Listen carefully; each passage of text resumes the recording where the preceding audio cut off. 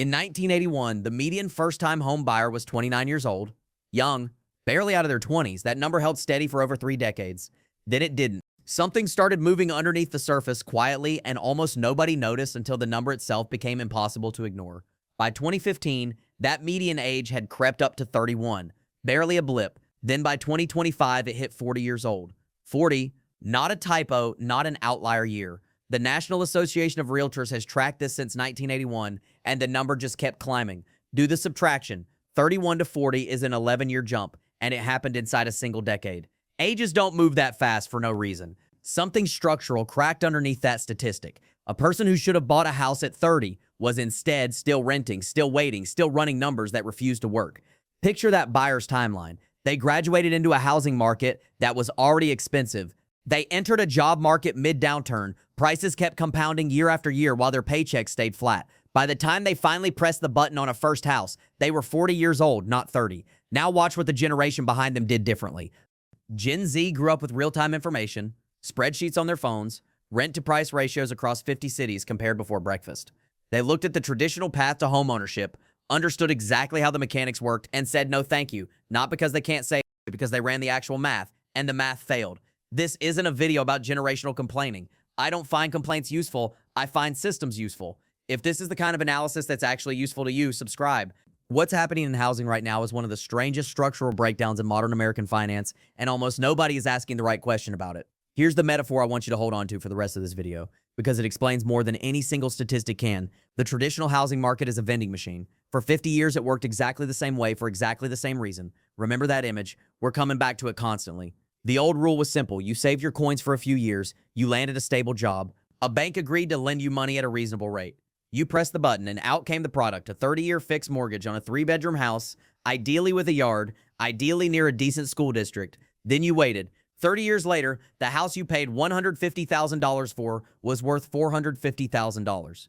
Equity built almost accidentally, without strategy, without effort. Your grandparents used this machine. Your parents used this machine. It worked so reliably for so long that it stopped being a strategy and became scripture. But therefore, look closer at what actually happened inside that machine. Someone changed the prices, not overnight, but gradually across 30 years, while everyone stayed focused on watching the machine dispense houses to the people standing in front of them in line. Nobody was watching the mechanism. Everybody was watching the output.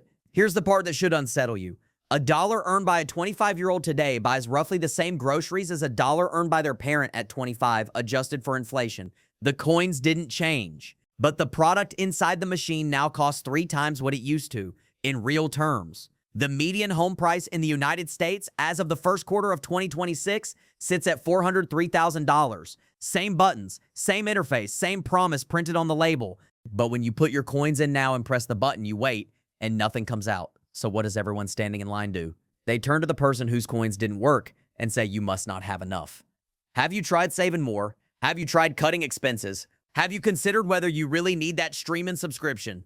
That's the vending machine story. That's the whole frame. Remember it. Now let's understand how the machine actually got broken, because the shallow version of this story leads people to completely wrong conclusions. The convenient narrative blames the pandemic, rates dropped, everyone rushed in, prices exploded. That story isn't wrong. It just starts in the wrong decade entirely. The price-to-income ratio moved from 3.1 in 1981 to 5.2 in 2025. That's not a pandemic spike. That's a slow, compounding drift across 3 full decades, spanning different presidents, different economic cycles, different moments of political consensus. The pandemic was the last chapter, not the whole story. Part of that drift is genuine scarcity. There's currently a structural deficit of over 4 million homes in the United States, accumulated year after year from a decade of underbuilding that started after 2008. But a shortage alone doesn't explain a 40-year trend. There's a second engine running underneath it. That second engine is policy. The tax code has treated homeownership as a protected, subsidized category of wealth for decades. The mortgage interest deduction, the capital gains exclusion on home sales, the preferential treatment of home equity and federal aid formulas. None of it was designed with malice. The cumulative effect was a permanent thumb on the scale. Therefore, capital flows where it's rewarded. When one asset class gets preferential tax treatment, money accumulates there and prices rise. When prices rise, the people who already own that asset benefit. When they benefit, they vote to protect that benefit. The loop tightens on itself, decade after decade, without anyone needing to conspire. Layer the last 4 years on top of that loop. During the pandemic, the Federal Reserve pushed mortgage rates to historic lows, 2.7% on a 30-year fixed, some borrowers locking in below 3. At that rate, a $400,000 home cost about $1,600 a month. But rates didn't stay there. They climbed fast, peaking near 7.8% by late 2023. That exact same $400,000 mortgage now costs $2,700 a month at 7%. Same house, same buyer profile, over $1,000 more every single month. Here's the number that changes everything about who can actually sell right now. 81% of outstanding mortgages in the United States sit below 6%. Homeowners locked into those rates aren't going anywhere. Selling means trading a cheap loan for an expensive one on the exact same standard of living. Run the arithmetic on one real homeowner. A 3% mortgage at $400,000 costs $1,686 monthly. Sell that, buy a comparable place at today's rates, and the new payment jumps to $2,844. $1,158 more every month, $13,896 a year for nothing extra. So staying put isn't stubbornness, it's rational math, and that math freezes the entire market. Inventory stays locked in place. New construction can't fill the gap fast enough, and young buyers who never had a cheap rate to protect in the first place are left competing for a shrinking pool of listings at prices set before the freeze even began. The National Association of Realtors 2026 Housing Supply Gap Report found approximately 1.82 million millennial and Gen Z households missing in 2025, adults who delayed forming independent households entirely because of affordability constraints. That pressure doesn't vanish. It accumulates somewhere, waiting for a release valve. So here's the stake I want to put in the ground. This is not a story about a generation that can't save. It's a structural supply constraint, a policy-driven demand premium, and a rate lock inventory freeze, colliding at once. Framing a structural problem as personal failure isn't just wrong analysis, it's convenient for whoever benefits from the structure staying exactly as it is. Let's make this concrete with a real scenario. Call her Maya, 25 years old, $70,000 a year, above median for her age group, disciplined, serious. She wants to follow the traditional path exactly the way her parents did, coin by coin into the same machine that worked for them. The median home in early 2026 runs about $403,000. To buy it the traditional way, 20% down, avoiding mortgage insurance, Maya needs roughly $80,000 plus another $8,000 to $12,000 in closing costs. Call it $90,000 total before she even qualifies. After taxes, rent, food, student loans, and the basic infrastructure of adult life, Maya can realistically save about $12,000 a year if she's genuinely disciplined. $90,000 divided by $12,000 is 7.5 years. 7.5 years of flawless saving, zero surprises, and zero home price appreciation in the meantime. And that assumption is already fiction. Because 75% of Gen Z say the rising cost of living has made it impossible to save enough for a down payment at all. The bar Maya is running toward doesn't hold still. It moves every single year that she's running toward it. But say Maya beats the odds and actually closes on that $400,000 home after 7.5 years. Her mortgage alone runs about $1,920 monthly. Add property taxes, insurance, and maintenance reserves, and her total monthly housing cost lands around $2,800 to $3,000. On a $70,000 salary after taxes, that's somewhere between 45% and 50% of her gross income going straight to housing. The conventional rule every lender cites says housing should never exceed 28%. Maya is sitting at 50%. The machine took her coins, it gave her the product, and the product is eating half her paycheck. And here's the part one find darkly funny. The financial advice industry's response to a 40-year structural drift in the price-to-income ratio is cut expenses, cancel a few subscriptions, maybe get a roommate. That's not a plan for a structural problem. That's dietary advice dressed up as financial wisdom, and it solves nothing. Nearly half of Gen Z, 49%, believe homeownership is so far out of reach that there's no point in even trying to save right now. On the surface, that reads like defeatism. But if the target keeps moving away faster than you can run toward it, redirecting your money elsewhere isn't giving up its resource allocation. Look at who's actually buying. Baby boomers accounted for 42% of all home purchases in 2025, while the first-time buyer share dropped to a record low of 21%, the lowest figure since the National Association of Realtors began tracking this data back in 1981. Keep score with me. The median first-time buyer is 40 years old. The first-time buyer share sits at 21%. Only 27.1% of Gen Z adults own their home, compared to a 79.9% homeownership rate among baby boomers. That gap isn't an attitude problem. It's a structural output. If you want the analysis that actually explains numbers like that instead of blaming an entire generation for them, subscribe now. I publish one of these breakdowns every single week, built around understanding how financial systems actually function, where the real leverage points sit, and what the people quietly winning are doing differently. Now let me push back on the dominant media narrative, because I think it gets this almost exactly backwards. 66% of Gen Z think the housing market is rigged against them. 72% believe they'll be forced to rent forever. That's not spoiled thinking. That's a generation pattern matching against real data. To be fair, 72% expecting to rent forever is probably an overestimate. Homeownership rates for younger buyers are ticking up slowly as this cohort ages, and that trend will likely continue.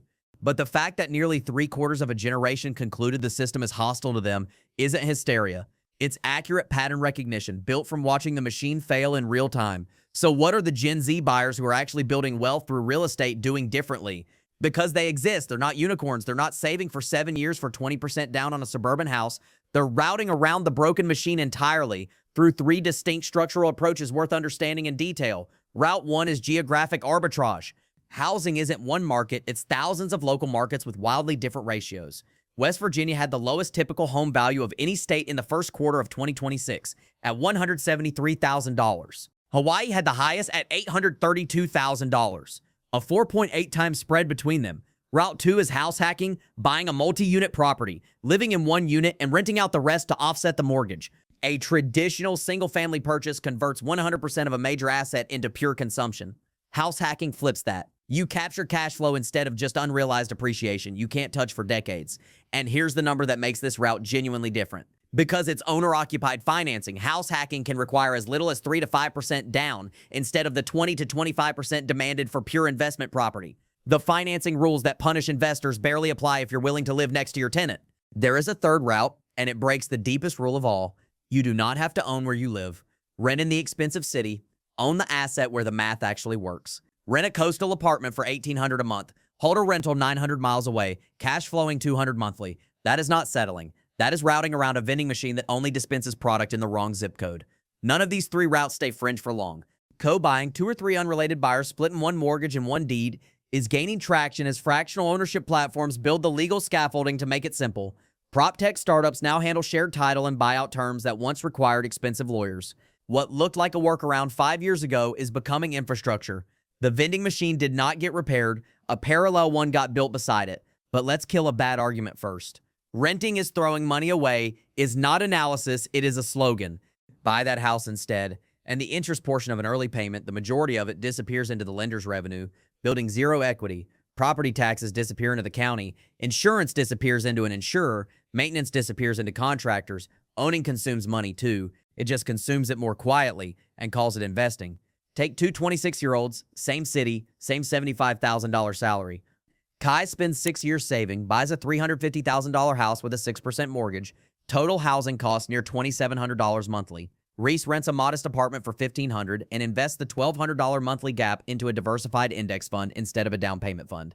Same income, same discipline, 2 completely different machines. 10 years pass. Watch what happens to each of them. Kai's house, bought for $350,000, appreciates at 3% a year, the long-run national average. A decade later, it is worth roughly $470,000. Subtract a 6% commission closing costs and $35,000 in maintenance paid across 10 years, and Kai's actual net gain lands around $80,000 to $90,000. Real money, but locked inside one house in one zip code, accessible only by selling or borrowing against it. Reese's $1,200 a month, invested for 10 years at 8%, grows to roughly $220,000.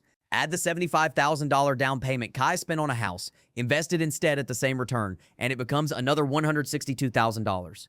Total close to $380,000. Liquid, diversified, spendable tomorrow if Reese needs it. Kai has $90,000 trapped in drywall. Reese has $380,000 in motion. Now, to be fair, that comparison is not the whole truth. Leverage is real. If Kai's specific neighborhood appreciates at 6% instead of 3%, his return multiplies far past Reese's index fund. A mortgage also forces savings discipline that most people, left to their own devices, simply do not maintain. And in some markets, price-to-income ratios are still reasonable, where the traditional machine genuinely still works. Buying is not always wrong. It is just no longer automatically right. The advice I keep seeing for Gen Z is, have you considered moving somewhere cheaper? Outstanding. Thank you. I had not considered abandoning my professional network, my career infrastructure, and the exact economic ecosystem generating my income in exchange for a lower payment in a market with fewer jobs. Geographic arbitrage is a real strategy used deliberately with the destination's job market studied first. As blanket advice, it is the housing equivalent of telling someone to simply earn more money. Here is the uncomfortable part almost no financial outlet says plainly. This crisis is not an accident, it is a policy outcome. The tax code has spent decades subsidizing homeownership specifically through deductions, exclusions, and zoning restrictions that homeowner-controlled local governments defend block by block. None of this required a conspiracy. It only required a system that rewards whoever already holds the asset, and the people who already hold it vote at far higher rates than the ones locked out. Watch the mechanism work on one household. A boomer bought a house in the year 2000 for $300,000. They sell it today for $900,000, a $600,000 gain. The exclusion shields $500,000 of that for a married couple completely tax-free. They pay tax on a sliver of the rest. Meanwhile, the renter nearby pays tax on every dollar she earns toward a down payment she cannot yet afford. Boomers own homes at nearly 80%. Gen Z owns at roughly 27%. Older homeowners vote in far greater numbers than renters in their 20s, and their single largest asset is that house. Any reform that stabilizes prices threatens their net worth directly, so they organize against it predictably every election cycle. Nobody needs to conspire. The system simply produces the result it rewards, and it was never built to reward the 23-year-old still saving her first coins for the machine. Here is what winning actually looks like, concretely. One buyer in Portland, Maine, whose lease ended, bought a $575,000 duplex instead of renting again, with a down payment of $57,500. She moved into one unit and kept the existing tenants in the other, collecting $2,000 a month in rent against a $4,000 mortgage. She now pays roughly what she paid in rent before, except she owns the machine now instead of feeding it. In 1981, the median first-time buyer was 29. Today it is 40. 11 years lost inside one machine that never got repaired. Evaluate housing as capital allocation, not culture. Buy structured as an asset, not a residence. Treat location as a variable, not a life sentence. The 11-year gap will not close on its own. It closes for whoever stops waiting on the machine. If you want more of this, subscribe. I break down financial systems the same way every week, calm, concrete, no fluff.